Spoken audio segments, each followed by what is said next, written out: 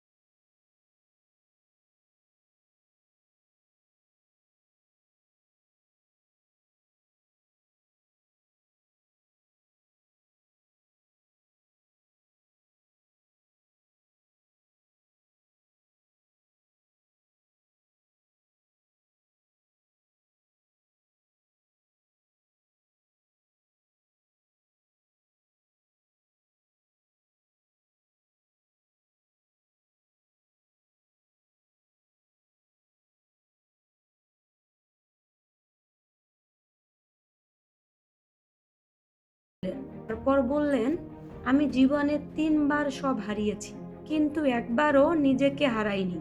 এই কথাটা রাশেদের মাথার ভিতর ঘুরতে লাগলো। সেই রাতেই সে সিদ্ধান্ত নিল, শেষ চেষ্টা করবে, একদম শেষ। সে আবার পড়াশুনো শুরু করলো। দিনে যা কাজ পেত করত, রাতে পড়তো। বন্ধুরা হাসতো আর বলতো, তো দেরিতে পড়ে কি হবে। কিন্তু রাশেদ থামেনি। অনেক রাত সে না খেয়ে থেকেছে, অনেক দিন ব্যর্থ হয়েছে, পরীক্ষার ভালো না হওয়ার খবর পেয়ে কেঁদেছে। তবুও বই বন্ধ করেনি। একদিন সে ছোট্ট একটি স্কিল শেখে, অনলাইনে কাজ করার। প্রথম মাসে মাত্র কয়েকশো টাকা আয় হয়, কিন্তু সেই কয়েকশো টাকাই তার জীবনের সবচেয়ে দামি টাকা ছিল, কারণ সেটা ছিল নিজের চেষ্টার উপার্জন করা টাকা। ধীরে ধীরে সে উন্নতি করতে থাকে। ১ বছর পরে তার আয় আগের দোকানের বেতনের চেয়েও বেশি হয়।